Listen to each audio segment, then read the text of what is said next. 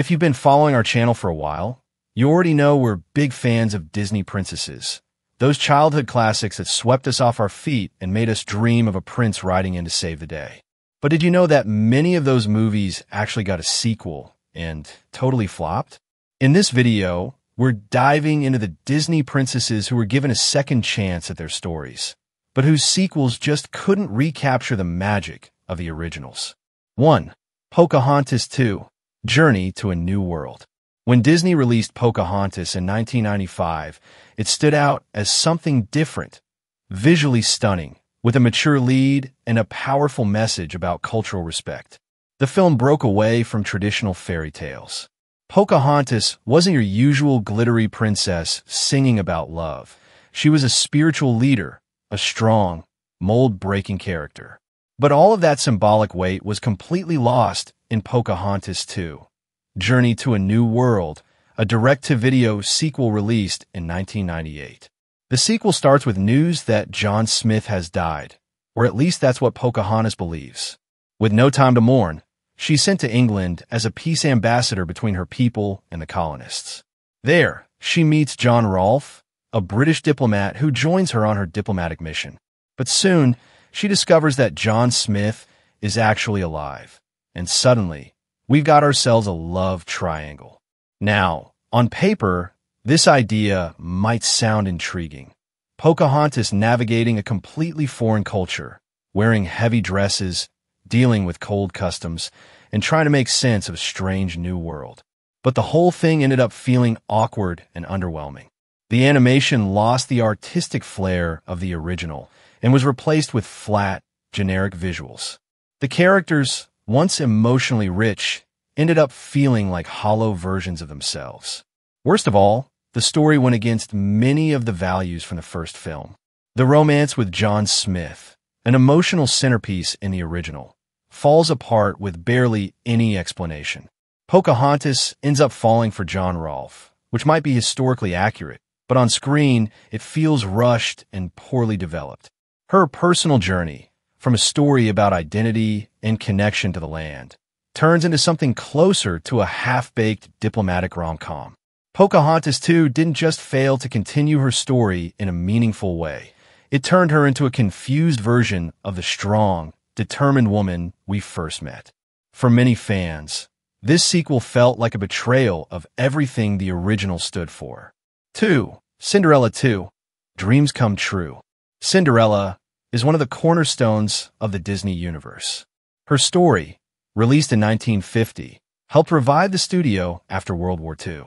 With her blue gown, glass slippers, and unforgettable magical transformation, Cinderella became a symbol of hope and fantasy. But in 2002, more than 5 decades later, Disney decided to pick up where her story left off with Cinderella 2, Dreams Come True. The result? A soulless, disconnected sequel that most fans would rather pretend never happened. Rather than telling a solid, meaningful story, Cinderella 2 feels more like a random mashup of 3 mini-episodes, almost like scraps from an abandoned TV pitch. The first shows Cinderella trying to adapt to palace life while staying true to her humble roots. The second follows her mouse friend Jack, who wants to become human. And the third focuses on Anastasia, one of the stepsisters, who falls in love with a village baker. While each segment might have had good intentions, the overall result feels cobbled together and emotionally flat. The animation is basic, lacking the detail and care of the original. Expressions are stiff, backgrounds uninspired, and the magical atmosphere of the fairy tale is nowhere to be found. But the biggest issue? Cinderella herself. Instead of exploring her growth as a princess or giving her new emotional challenges, the film barely scratches the surface of her development. She ends up stuck in a simple storyline that adds nothing of real value to her legacy. The episodic structure also disrupts the narrative flow, making it hard to connect emotionally. Giving Jack a whole story arc and trying to redeem Anastasia felt like desperate attempts to expand the universe without any real foundation. Cinderella 2 failed because, instead of giving one of Disney's most iconic characters a worthy continuation, it reduced her to a flat figure in a collection of mediocre shorts, a forgettable sequel that fell flat next to the magic of the original. 3. Jasmine, the return of Jafar in Aladdin and the King of Thieves. In 1992, Aladdin became one of Disney's most beloved films. With its vibrant animation, unforgettable characters, and Robin Williams' legendary performance as the genie, it made history. And in the middle of all that action and humor, Jasmine stood out as a bold and strong-willed princess. But when Disney released The Return of Jafar in 1994, everything changed, and not in a good way. The Return of Jafar was one of Disney's first direct-to-video sequels. The story picks up shortly after the original. Jafar returns in his evil genie form, seeking revenge on Aladdin, while Iago tries to redeem himself. It sounded promising, but on screen, it totally flopped. The animation quality took a huge dip. It looked more like an extended TV episode than a real film. Movements were stiff, backgrounds flat, and the magical energy of Agrabah was completely dulled. Robin Williams didn't return as the genie, and yes, you could really feel it. But perhaps the most disappointing part was Jasmine. In the original, she was brave, clever, and active. Here, she's pushed to the sidelines, barely impacting the plot, and with very little screen time. 2 years later came Aladdin and the King of Thieves, a more ambitious sequel focused on Aladdin and Jasmine's wedding. Aladdin meets his long-lost father, the King of Thieves, and while the animation improved and the story had more substance, Jasmine was once again left in the background. It was her wedding, and yet she barely got any character growth. The Aladdin sequels failed not just because of the lower technical quality or missing cast members, but because they forgot what made Jasmine so special: her voice, her strength, and her central role in the story. By sidelining her into a background role, Disney dimmed the spark of a princess who deserved way more. 4. Mulan 2. In 1998, Mulan hit theaters with a bold and refreshing story. The lead character broke every mold of the traditional Disney princess. She wasn't chasing marriage or longing for a castle. She wanted to protect her father, honor her family, and prove her worth in a male-dominated world. She was brave, strategic, and emotionally complex. So when Disney released a sequel 6 years later, fans expected something epic. But Mulan 2, released straight to video in 2004, turned out to be a huge disappointment. The story begins on a happy note. Mulan and Captain Shang are engaged. But before they can get married, they're sent on a diplomatic mission to escort 3 princesses to another kingdom. The princesses are being forced into arranged marriages to preserve peace. As the journey unfolds, Mulan questions these political unions, and the princesses begin pushing back. Meanwhile, Mulan and Shang's relationship is tested as their personalities and values clash. On paper, it sounds like a story about love, duty, and personal choice. But the film ends up feeling shallow. It abandons the epic tone of the original.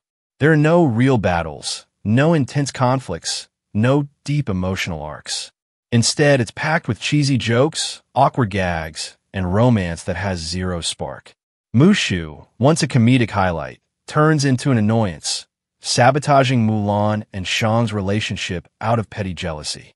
The animation is flatter, less detailed, and lacks the crafted Asian-inspired style of the original. In short, Mulan 2 failed because it watered down its heroine.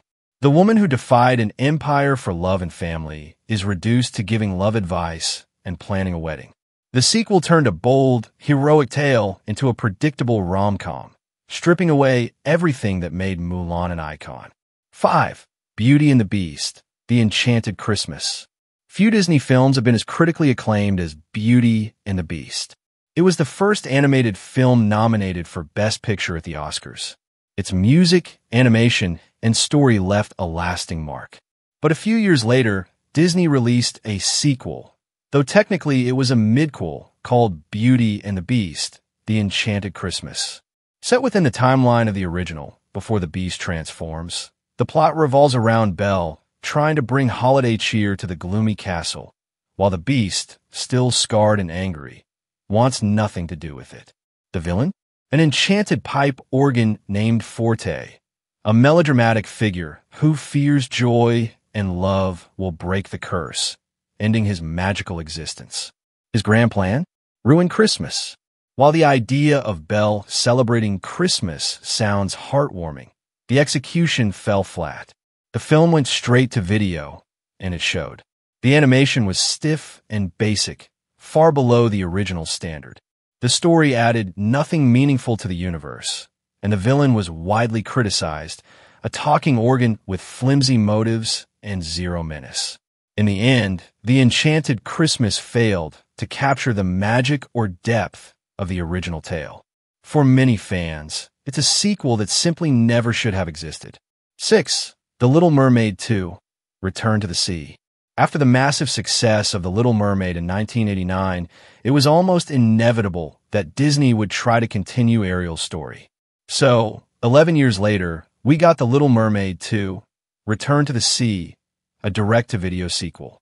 Instead of a natural evolution of Ariel's character or a rich expansion of the underwater world, we got the original story flipped on its head. Now married to Eric, Ariel has a daughter named Melody. But when a new villain, Morgana, Ursula's sister, threatens the kingdom, Ariel hides Melody's connection to the sea and forbids her from going near it. Melody, unaware of her origins, feels a strong pull toward the ocean. She eventually runs away and is transformed into a mermaid by Morgana, who manipulates her into stealing King Triton's trident. In short, the daughter repeats her mom's story, but in reverse. Return to the Sea was heavily criticized for being a pale imitation. The conflict felt recycled, and Morgana was a weaker version of Ursula. The animation was flatter and lacked the grandeur of the original. Even though it touched on themes like identity and rebellion, it never managed to enchant audiences the same way.